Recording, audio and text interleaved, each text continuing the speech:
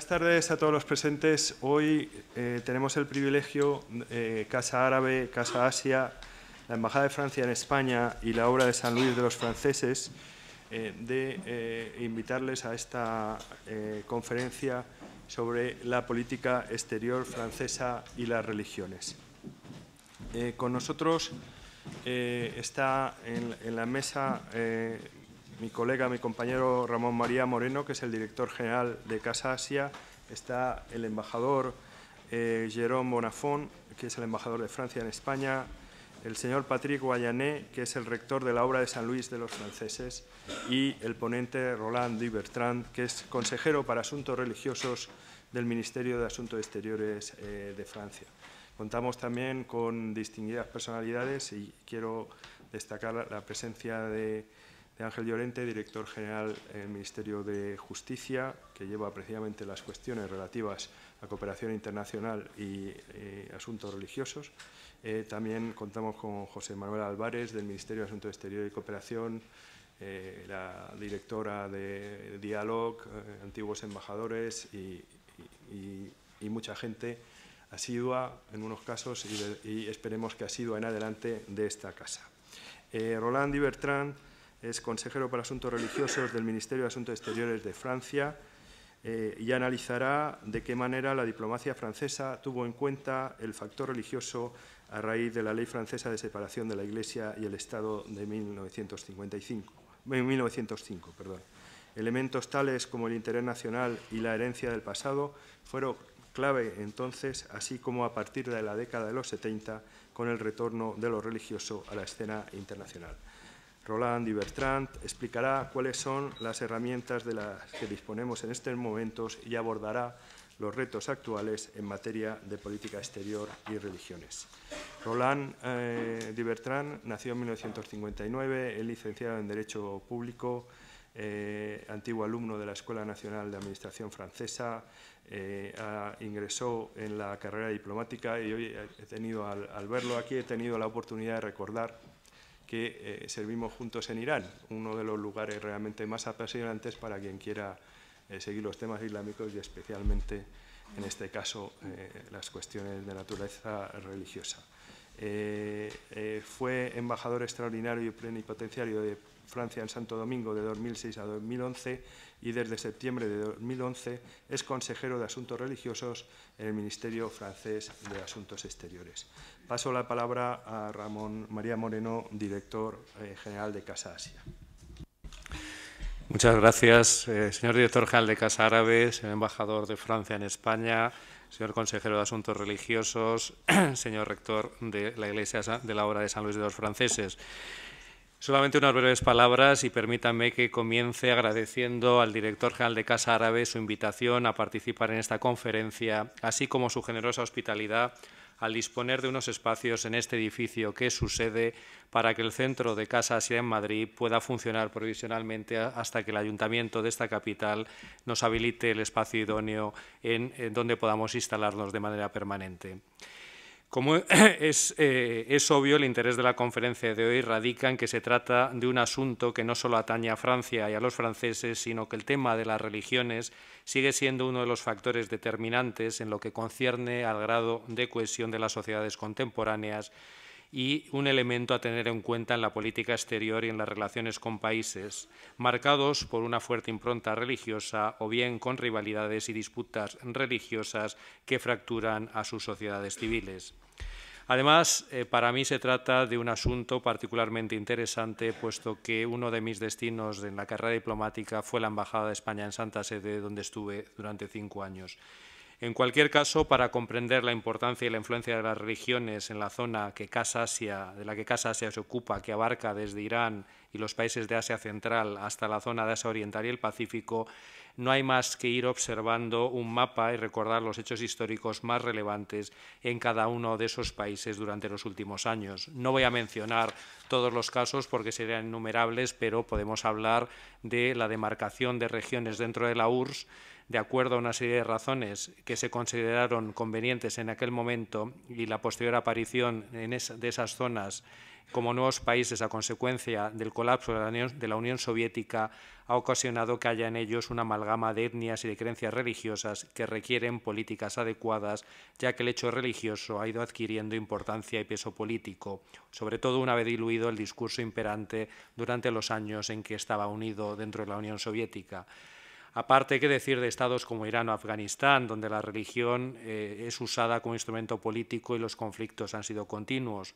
En el caso de India, los términos Islam y Hindi fue clave en el proceso de descolonización del subcontinente. Esto dio pie a la partición entre India y Pakistán y al posterior conflicto de los bengalíes con Pakistán, que condujo al surgimiento de Bangladesh como Estado propio.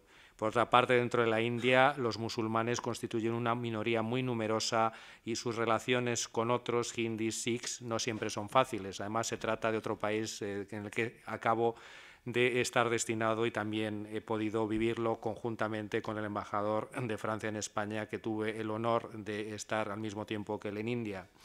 Hay otros países del sudeste asiático también donde la interconexión entre la religión y la política es fundamental, pueden ser como Indonesia o Malasia. No me voy a centrar, porque digo, son unas breves palabras exclusivamente lo que voy a mencionar. Asimismo, la influencia del catolicismo en la sociedad filipina es enorme y determina de manera notable su concepción del mundo y su marco de creencias. Aparte, es un país que está realizando grandes esfuerzos para encauzar de una manera razonable el largo conflicto que mantiene con los musulmanes en Mindanao. Aparte, ¿cómo no incluir a China, el gigante asiático? El tema de las religiones en China, unido al de las minorías étnicas, es uno de los grandes retos que tiene el Partido Comunista en el gobierno de Pekín.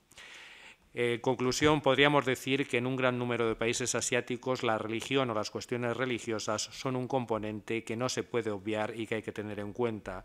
Precisamente por ello, esta conferencia creo que será enormemente interesante para conocer cómo ha incorporado Francia este componente en sus relaciones con otros países y cómo lo desarrolla. Estoy seguro que nos servirá para conocer precisamente de una manera más profunda este aspecto de la política exterior francesa y será enormemente ilustrativo para todos los asistentes esta tarde. Y nada más, muchísimas gracias y muchas gracias a Casa Árabe por haberme permitido participar en esta actividad y acogernos en su sede aquí en Madrid. Gracias.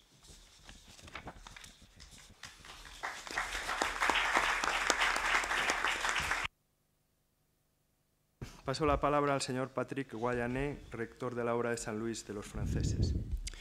Muchísimas gracias por su acogida. Merci beaucoup pour votre accueil.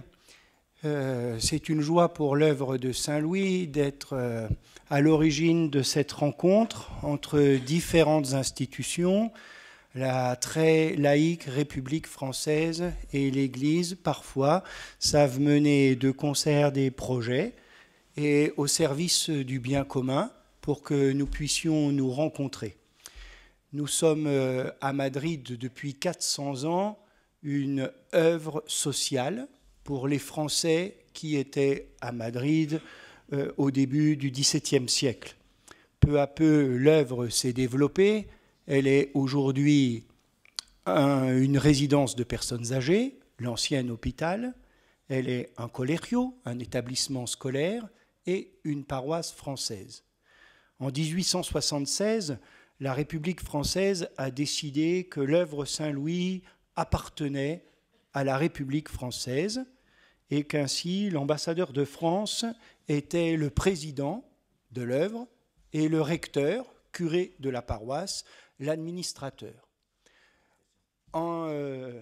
C'est ainsi. Nous avons, avec M. Bonnafont, avec les services du consulat, de l'ambassade, de l'Institut français, monté un programme pour ces 400 ans de l'œuvre Saint-Louis, et M. Dubertrand a accepté de donner cette conférence. C'est donc avec plaisir que nous vous accueillons, que nous vous remercions pour votre présence et pour la rencontre que vous nous permettez ce soir. J'ai apporté ici quelques folletos de présentation de l'œuvre Saint-Louis. Ils sont à votre disposition à la sortie de cette salle. Merci beaucoup pour votre présence nombreuse.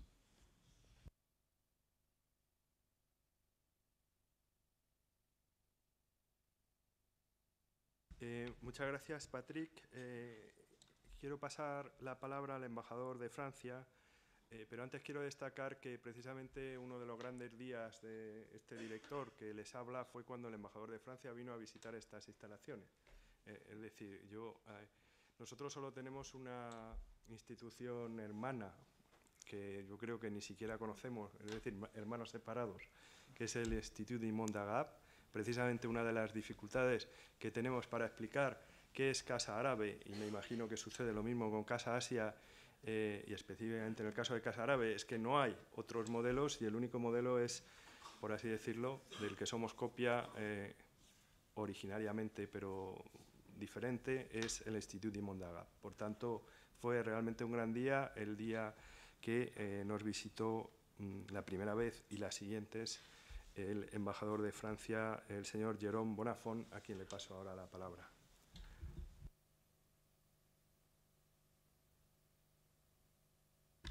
Muchísimas gracias, señor director general, cher Eduardo, cher Ramón, mon père, cher Roland.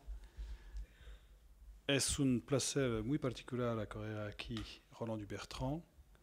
Somos de la misma carrera y de la misma época.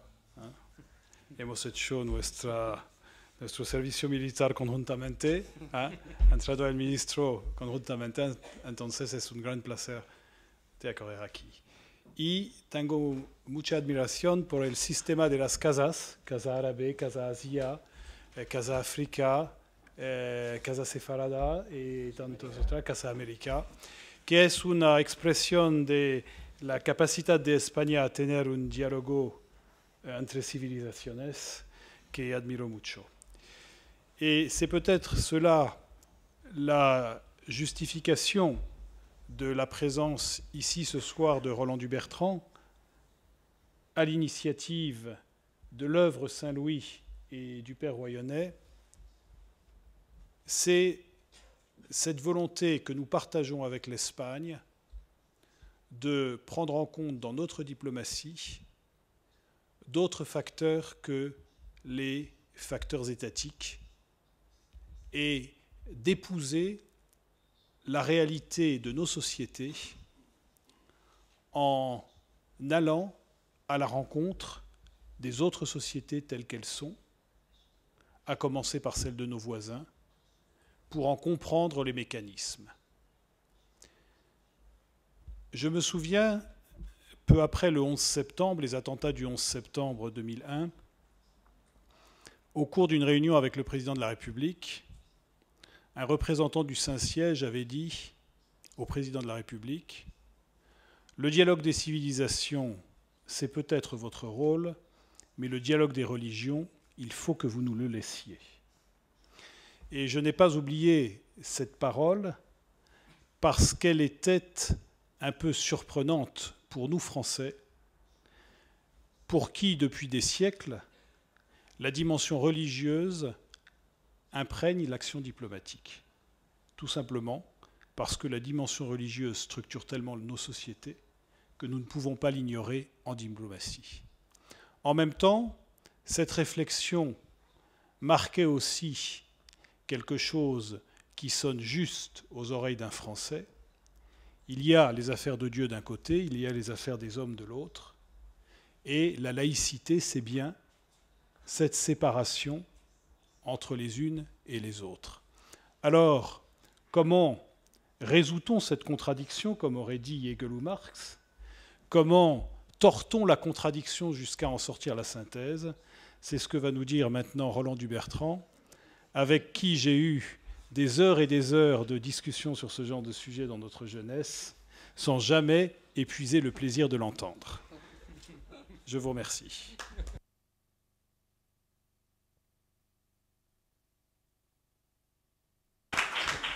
Muchas gracias, embajador. Paso la palabra ya a Roland Dubertrand. Gracias a Jérôme y gracias a los responsables de la Casa Árabe por su acogida aquí. El padre Royonnais lo ha dicho, es una conferencia en el marco de los 400 años de la obra San Luis de los franceses en Madrid y estoy muy contento y honrado, por supuesto, de estar aquí para esta conferencia.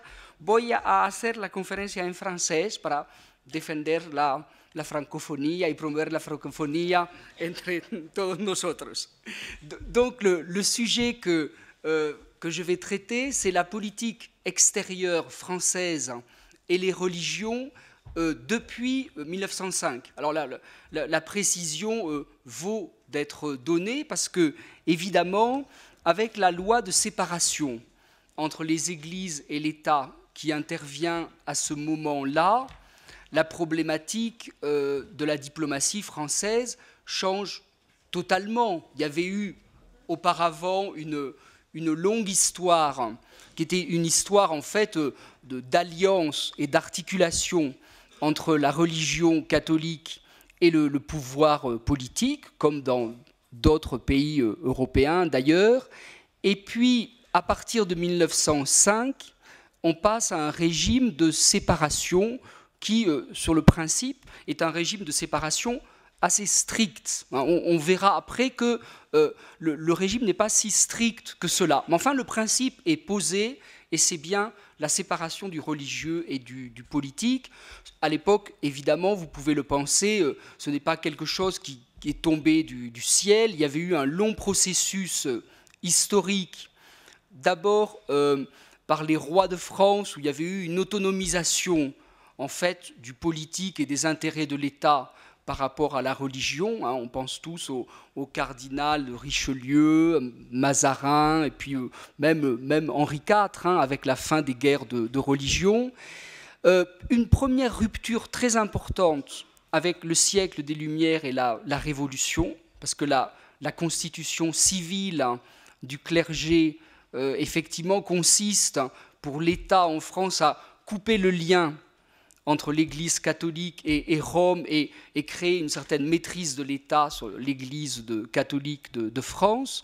Et puis, il y a toute l'évolution du mouvement des idées pendant tout le XIXe siècle qui va aboutir à une véritable lutte politique entre des républicains libéraux ou anticléricaux et puis des catholiques qui, eux, sont attachés au système concordataire qui avait été créé par Napoléon.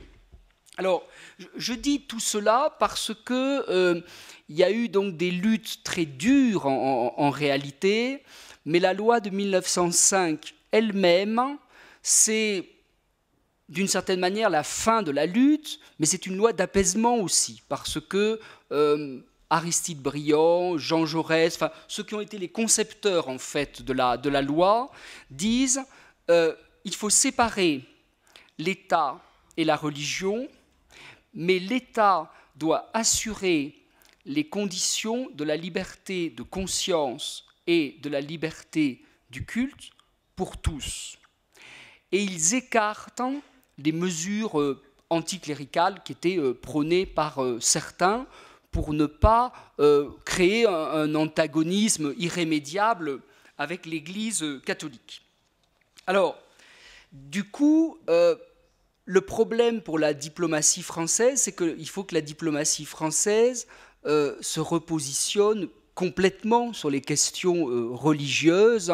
Et ce que je voudrais montrer pendant cette conférence, c'est que c'est une diplomatie qui va à la fois reprendre ou se réapproprier des instruments du passé qui étaient en rapport avec le religieux, avec la tradition religieuse de la France, et dans le cadre des principes de la laïcité, elle va les adapter à un nouveau cours qui est effectivement la politique d'un État laïque. Il est clair qu'à partir de 1905, l'État français à l'extérieur n'a pas ou n'a plus un agenda religieux. Il n'a plus de but religieux ni de soutien d'ailleurs à une religion ou à une église, mais il doit assumer son passé religieux national et il va le faire dans le cadre de l'intérêt national tel qu'il est conçu à l'extérieur.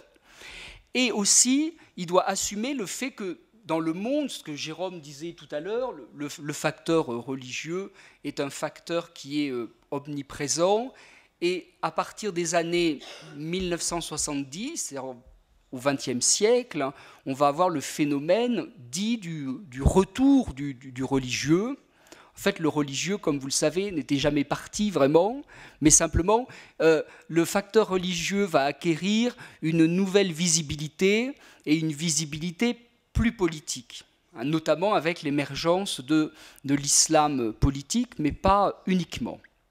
Alors, pour expliquer tout ça, je voudrais en parler en trois parties. La première partie, c'est comment assumer l'héritage du passé. Donc, qu'est-ce qui s'est passé avec l'héritage?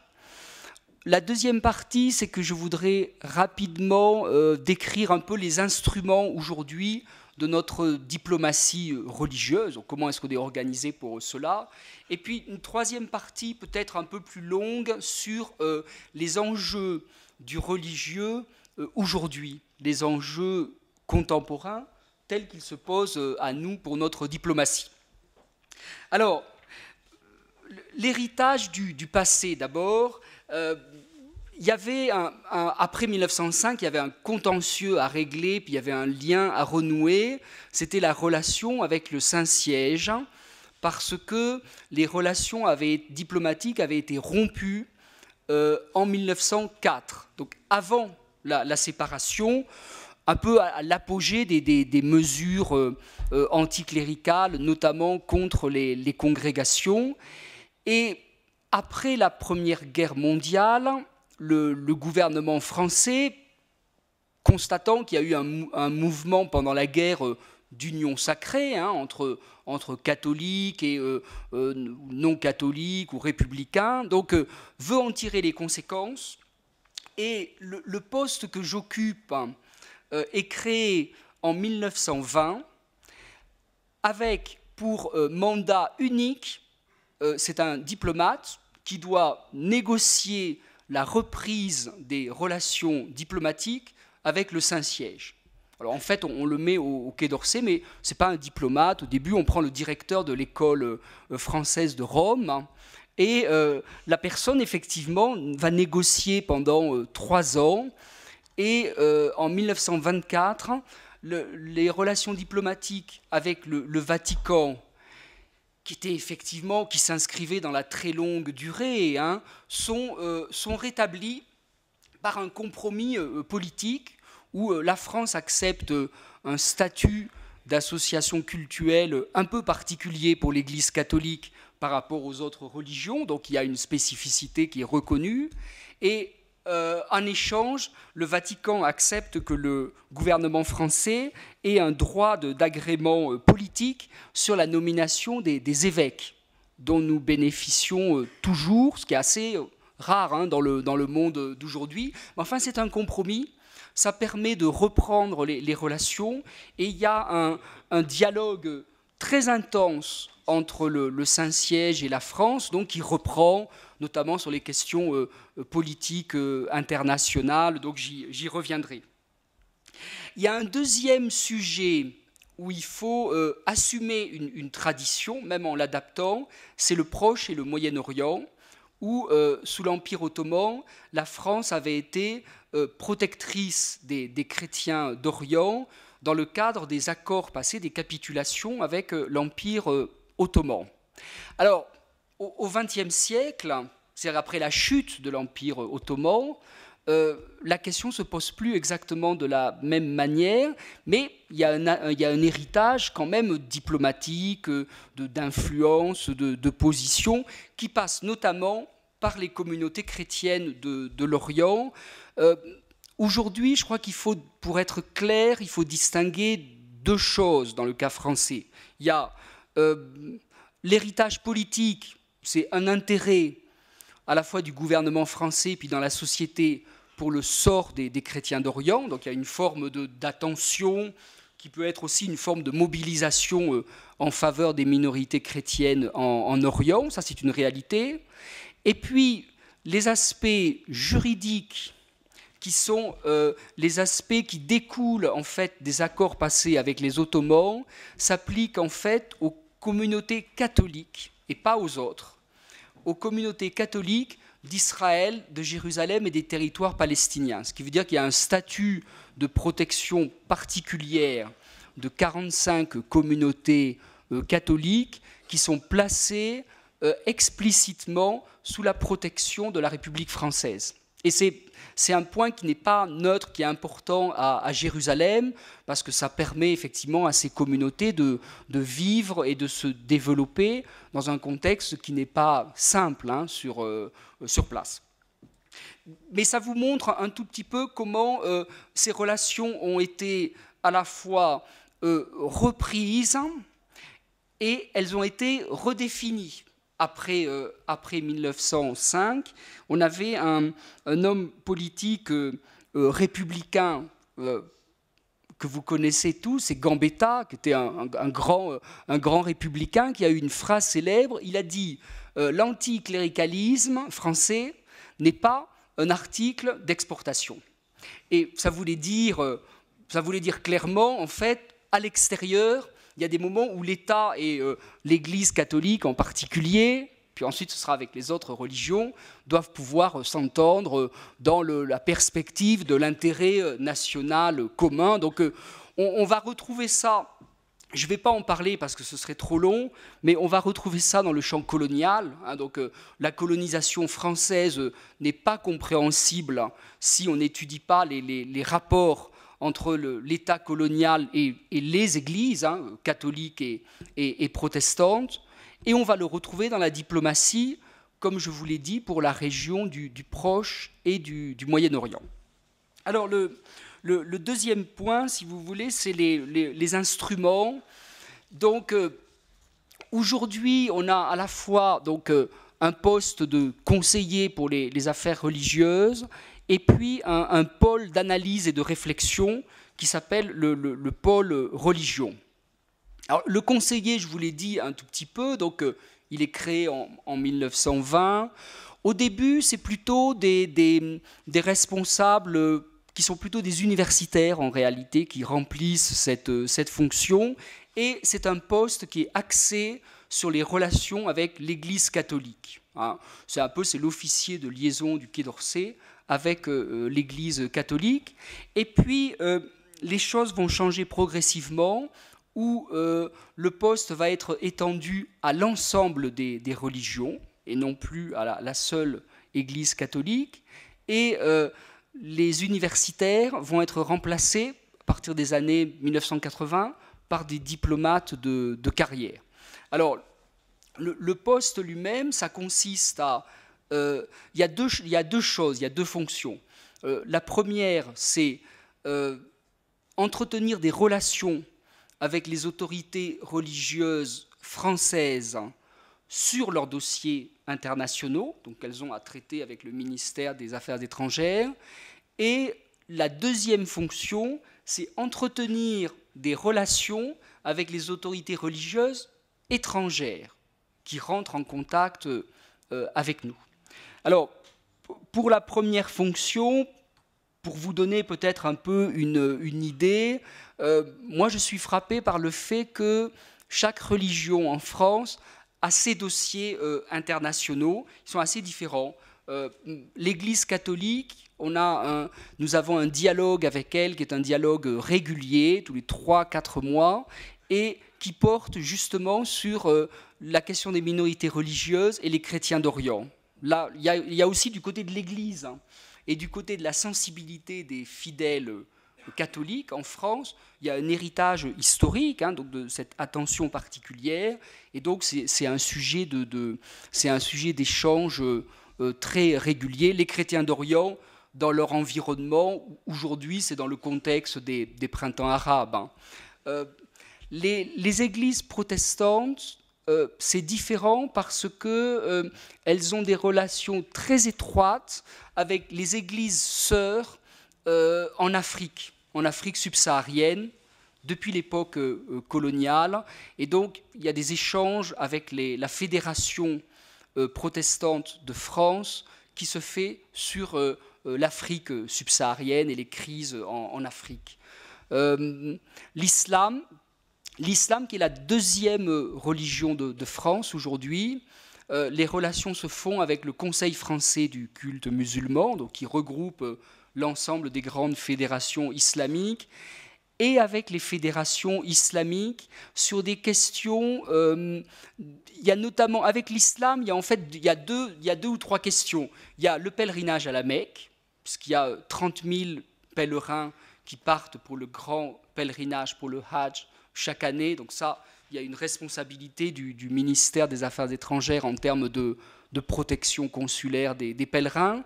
Et puis il y a aussi le fait que le Conseil français du culte musulman est en train, petit à petit, de se donner aussi les moyens d'une présence à l'extérieur et de pouvoir expliquer ce qu'est l'islam de France, qui n'est pas toujours bien appréhendé et ni toujours bien connu. Et nous, en tant que ministère des Affaires étrangères, on a évidemment intérêt, dans le cadre de nos relations avec les leaders musulmans ou islamiques à l'extérieur, qu'ils puissent avoir des contacts directs avec les dirigeants islamiques de France pour savoir comment ça se passe. C'est quand même sans doute les meilleures sources. Avec le judaïsme français, aussi première communauté juive d'Europe, la deuxième de la diaspora. Pour des raisons assez faciles à comprendre, il y a, notamment en Espagne, il y a une très grande attention sur l'Afrique du Nord et sur le bassin méditerranéen. Et donc on a un dialogue qui porte non seulement sur Israël, Jérusalem, les questions qui sont liées au Proche-Orient évidemment, mais aussi beaucoup au Maghreb, parce que le Maroc, l'Algérie, la Tunisie sont en fait les pays d'origine de plus de la moitié de la communauté juive de France, plus de la moitié aujourd'hui. Donc il y a une sensibilité particulière. Par exemple, on a commencé depuis maintenant 10 ans un programme de restauration des cimetières français en Algérie, et ça veut dire évidemment travailler avec les autorités religieuses, parce qu'il y a à la fois des tombes chrétiennes, mais il y a aussi un quart de tombes juives. Donc là, il y a une collaboration naturelle qui se fait avec les autorités religieuses juives.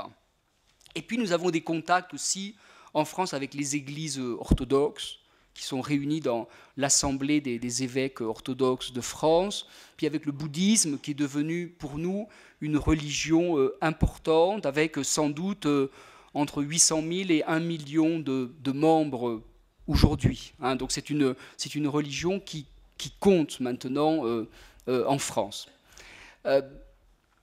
Pour terminer sur cette première fonction rapidement, le conseiller pour les affaires religieuses est aussi le conseiller laïcité, c'est-à-dire qu'il est chargé au sein du ministère de donner des conseils et des avis à ses camarades diplomates sur les affaires religieuses, donc essayer d'amener un peu d'expertise sur les affaires religieuses, mais aussi sur l'application des principes et des règles de la laïcité au sein du ministère et dans son action. Et je suis chargé aussi, je suis le correspondant pour la lutte contre les dérives sectaires, puisque la particularité française est d'avoir un système législatif de lutte contre les dérives sectaires qui peuvent survenir. L'autre fonction qui est intéressante, c'est la relation avec les autorités religieuses étrangères. Je ne vais pas vous surprendre en disant qu'il y a toute une série de relations traditionnelles qui sont des relations politiques en réalité, avec les patriarches orientaux, donc, qui viennent en visite en France. Bon, c'est important notamment dans le cas du Liban, parce qu'il y a une relation particulière et un investissement politique particulier avec le Liban. Mais c'est vrai pour d'autres... évidemment, pour d'autres responsables, il y a les responsables du monde musulman, ça j'en ai parlé, il y a les patriarcats orthodoxes, le bouddhisme, les responsables du bouddhisme asiatique et autres. Ça, c'est tout un réseau de relations qui nous permet de mieux comprendre le monde aussi et un certain nombre d'évolutions, sachant que ces leaders ont un rôle politique. Hein. Je crois que c'est pas la peine d'insister là-dessus, notamment quand on pense au Dalai Lama, par exemple. Alors, l'autre structure qui existe s'appelle le pôle des religions et a été créé en 2009. Hein. C'est beaucoup plus récent et à l'époque, c'était le ministre qui était Bernard Kouchner qui a voulu créer qui a dit face au retour des religieux, donc toujours, retour du religieux, toujours entre guillemets, dit on a besoin d'expertise, il faut qu'on connaisse mieux le facteur religieux, il faut qu'on soit capable de l'analyser pour en tirer des conséquences pour notre politique extérieure. Et donc il a créé dans la direction de la prospective un pôle spécialisé qui travaille sur les évolutions à moyen et à long terme du phénomène, des phénomènes religieux dans le monde. Je vais vous donner un exemple. Le pôle a travaillé sur les mouvements évangéliques. L'expansion, qui, il est vrai, est assez impressionnante, hein, des mouvements à la fois néo-évangéliques et néo-pentecôtistes, depuis les années 70 aussi, dans le monde. En France, il y avait une connaissance qui était assez mauvaise sur ces mouvements. Et donc là, il y a eu vraiment toute une étude extrêmement détaillée et qui a été, je crois, extrêmement éclairante pour nous. Alors, je voudrais passer à mon troisième point, qui sont les enjeux aujourd'hui.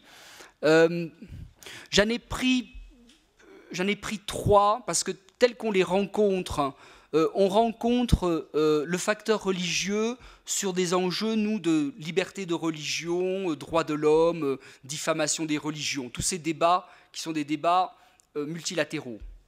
On rencontre le facteur religieux quand on doit essayer d'expliquer à l'extérieur, ce qui n'est pas toujours évident, ce que c'est que la laïcité française et un peu défendre notre système ou notre modèle. Et enfin, on rencontre le facteur religieux sur les conflits et sur la résolution des conflits et les grandes mutations politiques, hein, comme aujourd'hui dans le monde arabe. Alors sur le premier point, je crois qu'il y a eu le thème liberté de religion, de conviction, protection des minorités a pris beaucoup plus d'importance après la guerre froide, la fin de la guerre froide. Et on peut dire que sur ce sujet, en fait, c'est les États-Unis qui ont tiré les premiers, d'une certaine manière. Et ils ont créé un poste d'ambassadeur pour la liberté religieuse et un bureau en 1998. Et c'est devenu un thème très important de la diplomatie américaine. Nous, je crois que les pays européens sont sur une ligne commune, hein, d'ailleurs pour défendre la liberté de religion, de conviction dans le monde, pour défendre les minorités religieuses. On voit notamment ce qui peut se passer en Asie, hein, on l'a dit tout à l'heure, dans des cas comme la Birmanie, pour les musulmans Rohingyas par exemple, mais il y a d'autres exemples.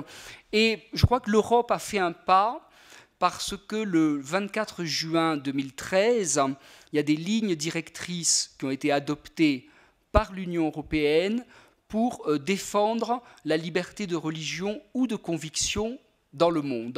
Donc on s'est donné en fait, entre Européens, une politique commune plus structurée. Je vous rappelle que ça veut dire défendre la liberté d'avoir une religion, de pratiquer publiquement sa religion, mais aussi le fait d'avoir la liberté de ne pas avoir de religion, et de le dire, et le fait de changer de religion. Hein, donc les principes universels auxquels on se réfère, c'est ça en fait, et il y a encore quand même pas mal de progrès à réaliser dans le monde sur cette question-là. Sur la laïcité, c'est un travail, je dirais, pour nous d'explication de notre système. Il faut le faire évidemment, il faut le faire sans arrogance, mais il faut... souvent, la laïcité française est méconnue et elle peut être caricaturée. Alors, vous avez aujourd'hui deux types d'attaques.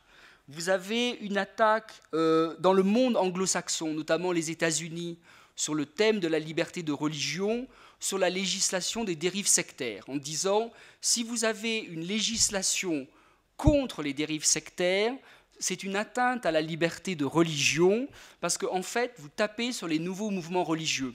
Donc vous acceptez l'existence des religions établies et existantes, vous n'acceptez pas les nouveaux. Et nous, Américains, partisans de la liberté religieuse absolue, on trouve ça horrible. Alors, la réponse française a été de dire c'est pas une législation qui est dirigée contre les nouveaux mouvements religieux, c'est une législation qui est dirigée contre certains comportements déviants. Vous avez un gourou qui escroque les gens, porte atteinte gravement à leur liberté, etc. etc. Donc c'est une législation qui, heureusement, doit s'appliquer normalement dans des cas relativement exceptionnels. Et puis vous avez un autre débat, qui est un débat qui est dans le monde musulman sur la manière dont sont traités les musulmans en France suite aux lois sur le voile, où une partie des responsables ou de l'opinion dans les pays musulmans dit finalement la France viole la liberté de religion avec la loi sur le voile à l'école publique et la loi qui interdit la dissimulation du visage dans l'espace public, dans l'espace commun. Hein. Et bon, là, je crois qu'on répond effectivement sur ces deux points. D'ailleurs, je crois que c'est une réponse qui est souvent circonstanciée parce qu'il s'agit de deux lois qui n'ont pas les mêmes justifications, qui ne relèvent pas du même type de justification parce que dans le système français, et ça c'est quelque chose qui est parfois mal perçu, mais c'est quelque chose qui est capital, c'est que la laïcité, le principe de laïcité s'applique à l'État et au secteur public. Donc, ça veut dire que l'État doit être neutre en matière de religion, le secteur public, les collectivités locales, les agents publics, les fonctionnaires. La loi de 2004, l'école publique, c'était évident que les enseignants devaient être neutres et ne portaient pas de signes religieux.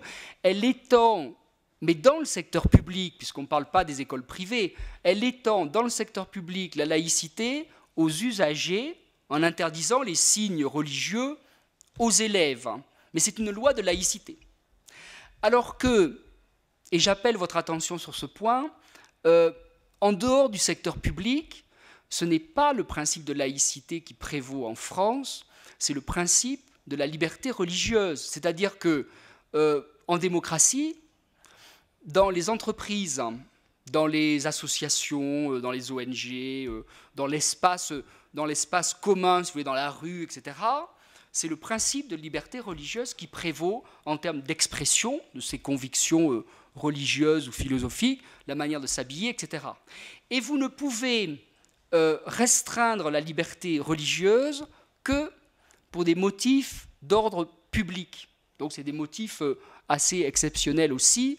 La loi sur la non-dissimulation du visage dans l'espace public, qui revenait, c'est vrai, hein, à interdire le voile intégral pour les femmes, a été prise sur des raisons d'ordre public et de sécurité, mais pas de laïcité, puisqu'on n'est pas dans le secteur public. Voilà. Donc là-dessus, il y a un travail d'explication, mais il y a aussi tout un débat hein, sur ces questions. Et je voudrais conclure peut-être par ce qui est aujourd'hui le plus important au niveau international, c'est la problématique des conflits et la problématique du changement politique et des religions. Alors, sur les conflits, on a eu un exemple récent. Vous pouvez avoir le facteur religieux attise un conflit, et c'est vrai que depuis, on constate que depuis 1945, hein, vous avez une croissance des conflits internes par rapport aux conflits externes. Et quand vous avez un conflit interne dans un pays, notamment intercommunautaire, vous avez souvent un facteur religieux. Donc, les religions peuvent être un des éléments d'un conflit, un germe ou un facteur aggravant pour un conflit interne. Ça, je crois qu'il faut le reconnaître, mais il faut reconnaître aussi que les religions peuvent être partie de la solution, parce qu'à un moment donné, vous pouvez avoir un travail ou une implication des leaders religieux, en respectant effectivement tout ce qui est leur autonomie, hein, pour contribuer à la résolution des crises. Moi, je crois qu'on fait l'expérience de cela, nous, Français, en République centrafricaine, où le conflit a dérivé vers une tension chrétien-musulman, ce qu'il n'était pas au départ.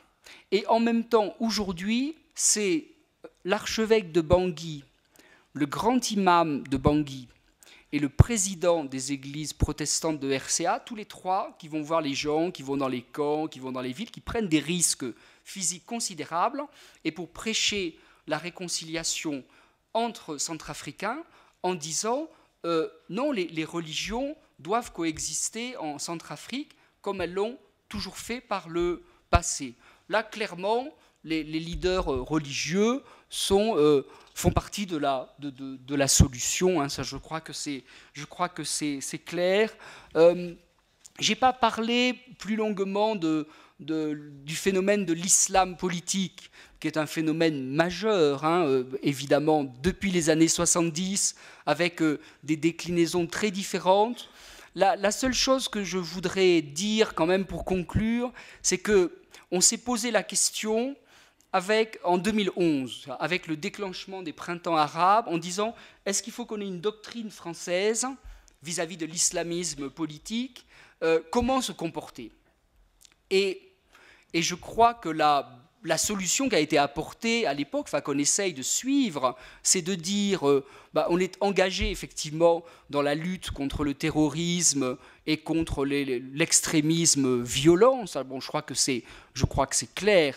Et en même temps, à partir du moment où il y a des partis politiques qui se réclament de l'islam, mais qui se sont engagés dans des processus de transition démocratique dans le monde arabe, il faut que nous, on puisse parler avec eux. C'est légitime, hein, même si on n'est pas d'accord sur tout, on doit pouvoir parler avec eux. Et bon, j'appelle votre attention, vous l'avez vu, sur ce qui s'est passé en Tunisie, parce que c'est capital. Il y a eu un compromis qui a été passé sur la constitution entre un gouvernement islamiste qui était Ennahda et puis une opposition, on va dire, entre guillemets, laïque, nationale, libérale. Et les forces tunisiennes ont conclu un compromis dynamique sur la Constitution en se disant on va jouer le jeu, on se met d'accord sur un pacte politique, on dépasse un peu nos différences et puis on continue le processus démocratique. Dans ce contexte-là, évidemment, il n'y a pas de raison de ne pas parler, de ne pas avoir une relation avec Ennahda. Donc tout ça dépend quand même beaucoup d'un contexte politique donné. Il est certain quand même que c'est un sujet qui va encore, nous autres Européens, puis Espagnols et Français en particulier, nous occuper beaucoup pour les années qui viennent, avec quel rôle jouera l'islam politique dans les transitions ou pas au sud de la Méditerranée, hein, évidemment. Voilà, je vous remercie. Merci.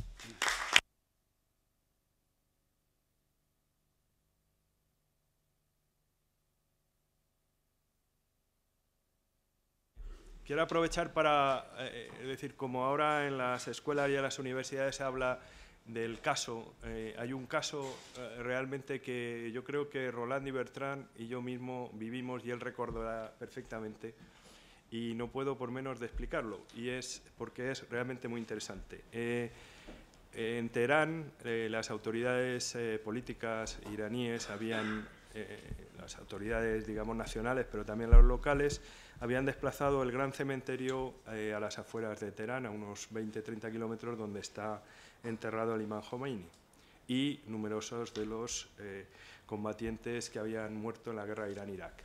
Entonces, el problema que se planteaba en ese momento, a principios de los años 90, era que el desarrollo urbano de la ciudad iba a tener un impacto sobre 5 cementerios cristianos, uno de ellos el cementerio católico, que se encontraban en el centro de la ciudad, y por tanto había que solucionar un problema que era a la vez político, administrativo y religioso. Había que ver cómo abordar la cuestión para afectar a las diferentes sensibilidades. No sé si tú te acuerdas, espero que te acuerdes de esa historia. Pero no de la solución. No, la solución... no voy a hablar de la solución porque no la sé. Lo curioso del tema era que el cementerio católico era propiedad, en principio, de la República Francesa, y había vendido una parte de ese cementerio a Polonia porque durante la Segunda Guerra Mundial el ejército del general Anders había salido por Polonia, había atravesado la Unión Soviética, había llegado a Teherán, a Irán, y había sufrido una peste y habían fallecido aproximadamente 500 soldados. Es decir, la propiedad, y se veían las lápidas porque todas eran iguales, pero la propiedad era propiedad, digamos, a un 60% de Francia y a un 40% de Polonia. Entonces, aquí lo curioso, por así decirlo, y esto realmente uno puede decir, digamos en francés, chapeau a la diplomacia francesa, era pensar que si este era un elemento bilateral con las autoridades iraníes, afectaba a todos y cada uno de los factores, entiendo yo, a los diferentes dosieres. Pero si se multilateralizaba hacia los 35 países que teníamos nacionales enterrados, de alguna manera se difuminaba, por así decirlo, el tema. Y con esto concluyo este caso. Es decir, para mí lo importante, no sé si estará de acuerdo Roland, pero lo que demuestra una habilidad diplomática muy importante es haber multilateralizado precisamente esa cuestión. Nosotros teníamos enterrados 4 personas allí, pero había países, como era el caso de Pakistán, o el caso de India, o el caso de Ceilán, de Sri Lanka, que tenían mucha gente. Yo no recuerdo cómo se solucionó el tema, no voy a entrar, y paso el turno de preguntas a las personas que se encuentran aquí.